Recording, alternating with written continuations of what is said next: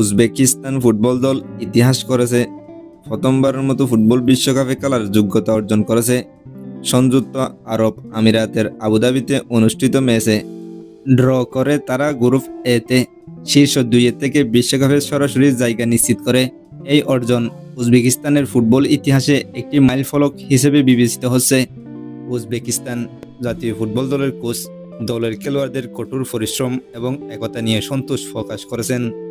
তিনি বলেন, এই অর্জন আমাদের দীর্ঘ পথ চলার ফলস্বরূপ। বিশ্ব র্যাঙ্কিংয়ে উজবেকিস্তান আছে 57 নম্বরে। 36 মিলিয়ন মানুষের এই দেশ 1992 সালে স্বাধীন দেশ হিসেবে প্রথম ম্যাচ খেলে। এর আগে 2006 সালের বিশ্বকাপে ওঠার দারুণ সুযোগ ছিল তাদের। বাহরাইনের বিপক্ষে 2 লেগের ফেলো অফ খেলতে হয়েছিল। এই ফেলো অফের মাধ্যমে নির্ধারিত হতো কে এশিয়ান ফুটবল কনফেডারেশনের প্রতিনিধি হিসেবে কনকাকাফ অঞ্চলের ত্রিদেশনাথ ও টোবাগোর মুখোমুখি হবে। ওই ম্যাচের বিজয়ী পরে জার্মানিতে অনুষ্ঠিত বিশ্বকাপের জায়গা করে নিত।